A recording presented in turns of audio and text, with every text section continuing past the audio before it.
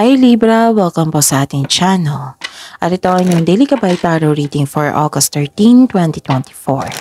Please be reminded kung naka-resonate kayo, comment down. Kung hindi kayo naka-resonate, ibigay niyo po sa iba. Kasi channel reading po ito. This is for you Libra ngayong August 13, 2024.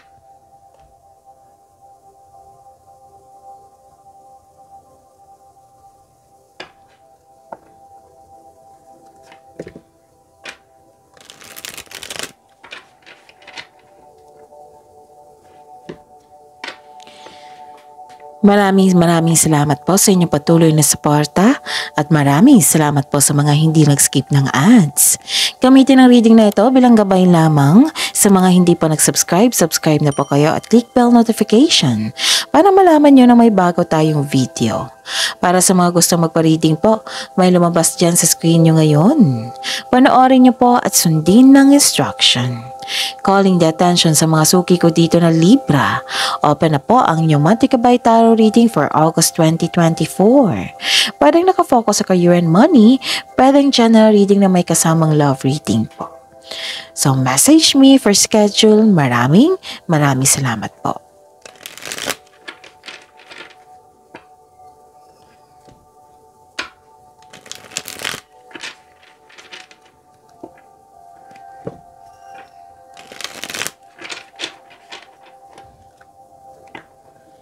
Para po ito sa inyo Libra, ngayong August 13, 2024.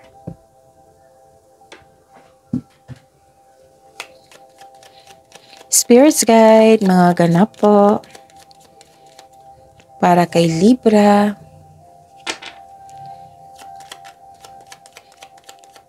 Mga ganap ngayong August 13, 2024. Para kay Libra. Excuse me.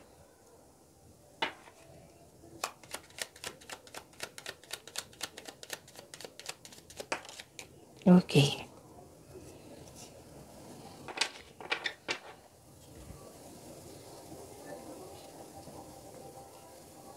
Parang maraming ginagawa yung si Libra ngayon.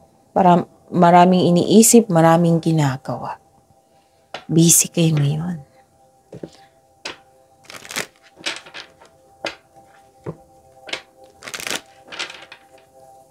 Spirits Guide. Message na po para kay Libra ngayong August 13, 2024. I need 2 cards po.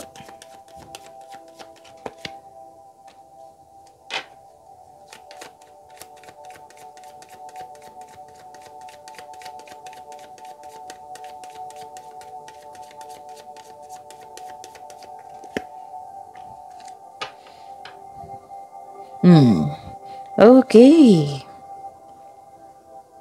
Libra, ngayong August 13, 2024, may nakita ko ditong, okay, naka-receive kayo ng blessings. Wow. So, claim this, Libra. Naka-receive kayo ng blessings. Marami kayong ideas ngayon. Parang nagre-research kayo ngayon. May nakita ko ditong na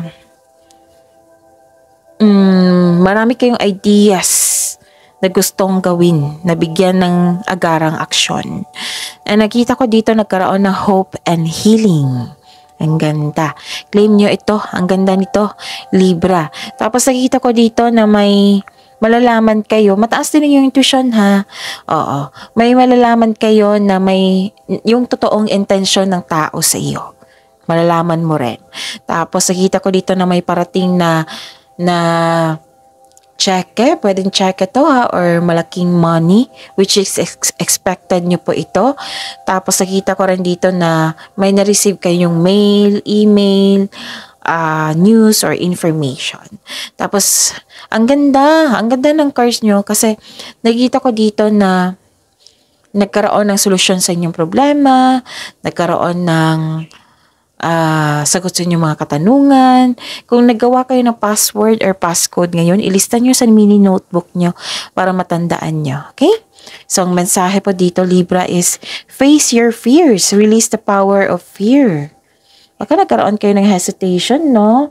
or nakaramdam kayo ng takot or may hindi klaro sa inyo, don't worry kasi masusolusyonan na yan. Tapos malalaman mo yan kasi mataas yung intuition mo ngayon. At higit sa lahat, malalaman mo yung intensyon ng isang tao. Okay? And sa mga cross-watcher dito na Gemini ha, ang susunod ng reading nito si Aquarius. So Libra, paras kayo ni Gemini na take time for relaxation and adventure. Okay? Okay. Spirits Guide, ano po ang energy ni Libra ngayong August 13, 2024?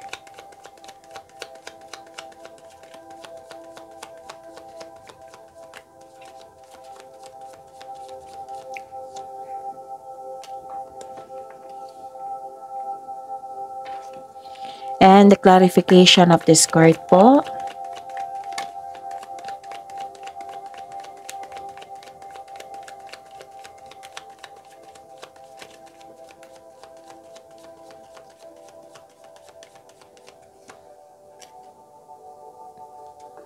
This is a daily reminder. Panoorin niyo po yung last 4 days Kabay Tarot reading niyo po para hindi kayo maguluhan, para hindi kayo malito. Panoorin niyo po yung last 4 days Kabay Tarot reading niyo po. Like for example, napanood niyo ito ngayong August 13, 2024. Panoorin niyo po yung August 12, 11, 10, and 9. Kung may nakita kayo or narinig kayong repeating message, kailangan niyo po iyan bigyan ng atensyon. Kung maaari po, bigyan niyo po ng solusyon at aksyon. Again, calling the attention sa mga suki ko dito. Open na po ang inyong Monthly Kabay Tarot reading for August 2024, Libra. So, message me for schedule. Maraming salamat po. And by the way, yung may bagong video kayo ha, kahapon. That is your weekly Kabay Tarot reading, naka-focus career and money. So, panoorin niyo po. Kamusta ang energy ni Libra? Okay. Nakikita ko dito naka-receive kayo ng love messages. Ito pala yung dumating sa inyo na letter, email, mail, ganon. Love messages. And nagkaroon ng emotional intelligence, sweetness, gentleness. This is a time for reflection. Nagkaroon ng self-exploration. Kasi nagre-research kayo, di ba? O, isa din yan. Oo, kanina nagsabi ako, di ba, na parang nagre-research kayo. Basta nagkaroon kayo ng exploration, self-exploration din. Kasi may time of reflection ako nakikita dito. And another card na nagsabi na mataas ang inyong intuition, which is dalawang card na po nagsabi niyan. Tapos you're sharing your kindness to everyone and nagkaroon ng sensitivity. May matanggap kayong mensahe po ngayon galing sa isang unexpected sources po. Pwedeng itong galing sa isang tao na mas bata pa sa'yo or ito yung mensahe galing sa inyong intuition. May gustong mag-reach out sa'yo. Gusto niyang humingi ng sorry. May good news na darating po, which is the clarification talaga sa inyong oracle reading dito. So, dalawang card na po nagsabi niyan. And nagsabi po ng card dito, don't let your emotions get in the way. Okay? And I believe this is also an opportunity. Nagkaroon ng improvement po dito. You are becoming more confident. Ang ganda. Okay. Nakikita ko rin dito na nagkaroon ng satisfaction, nagkaroon ng abundance. This is nearing completion. This is solitude. Okay, parehas kayo na Gemini na nagkaroon ng solitude. Yung gusto nyo mapag-isa, makapag-isip ng mabuti, magpahinga, ganon. Na nakikinig kayo sa inyong sarili, nakikinig ka din sa inyong intuition. Thankful ka sa mga biyayang natanggap mo. You have overflowing abundance. Dalawang card na ha, nagsabi dito ng abundance. Claim nyo talaga to Libra. Successful and satisfied ka sa buhay. And this card asks you to relax and enjoy what you work hard to achieve. Share your good fortune to others and your generosity will always flow back to you. So kaya pala may bakasyon ako nakikita dito. Kasi balak nyo talaga after this completion of this project, after this victory, after this success, di ba nagkaroon ng abundance and may plano talaga kayong mag-rest. Okay? Kasi you deserve it naman. And your health is improving also. Kung stress kayo last week, kung stress kayo last month, ngayon, your health is improving. And you're welcoming overall feelings of happiness and joy. So yun, make a wish and continue to follow your intuitive guidance on your path. So this card signal abundance in all areas of your life. Okay, ganda. Okay. Spirits Guide. Career and Money po ni Libra ngayong October 13, 2024.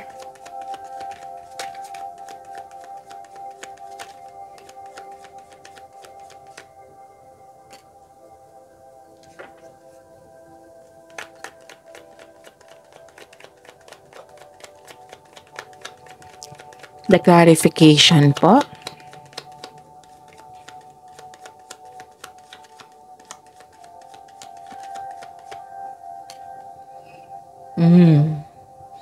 Okay, so this is your career and money ha. Huwag niyo kalimutan yung weekly gabay kahapon na nakafocus sa career and money. Okay. May nakita ko dito.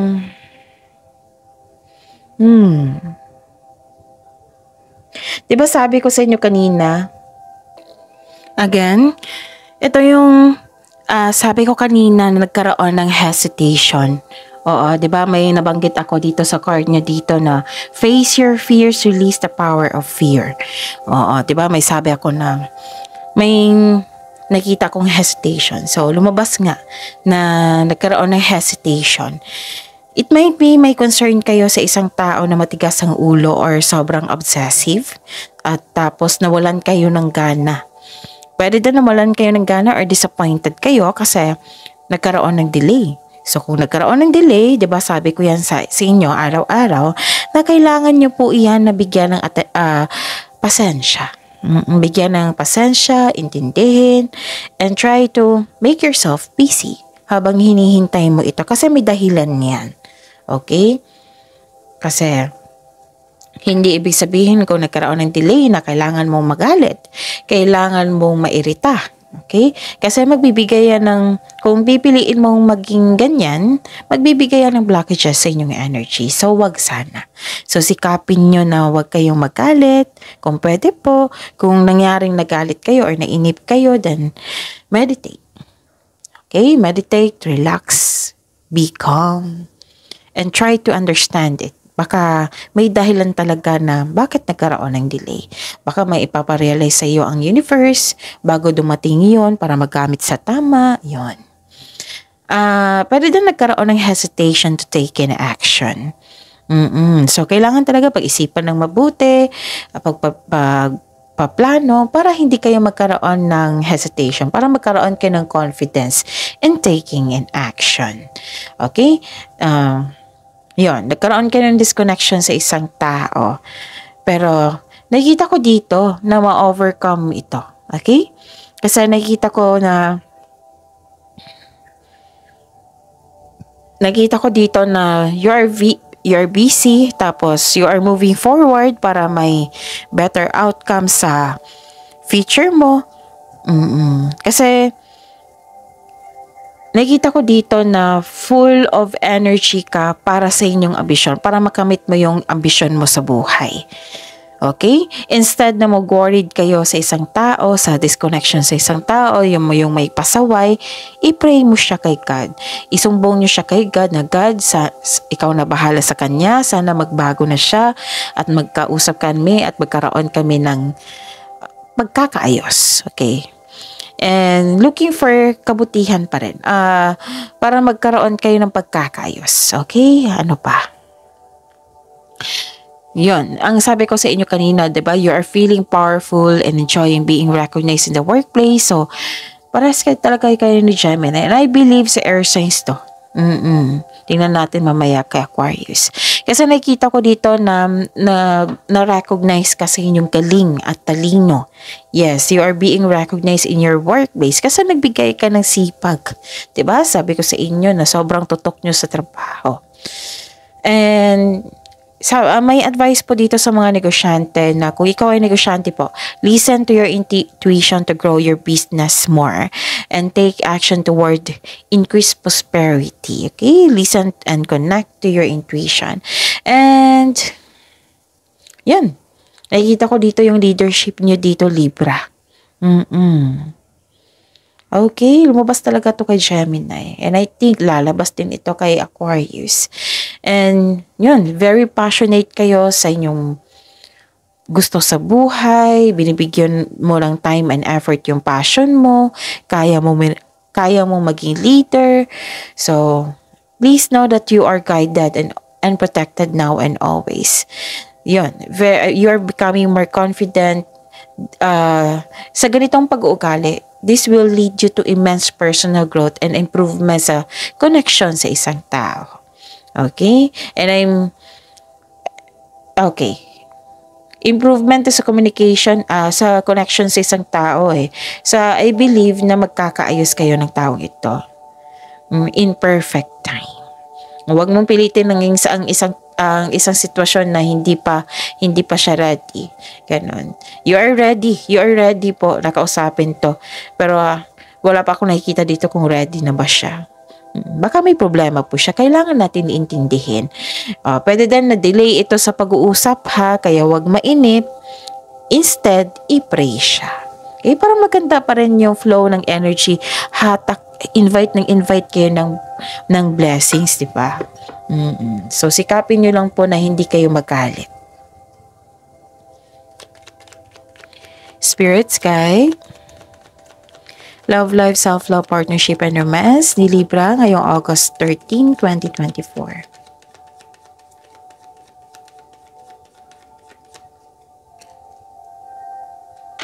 And the clarification of this card po.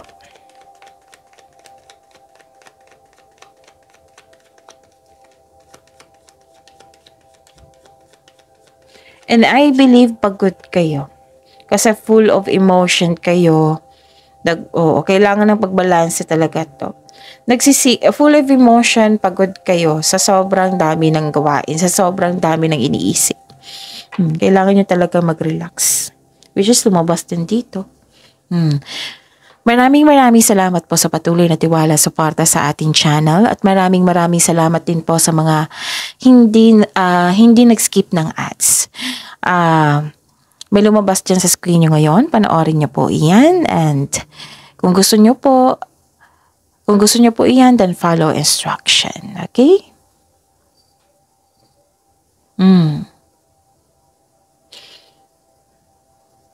May pagdududa dito, no?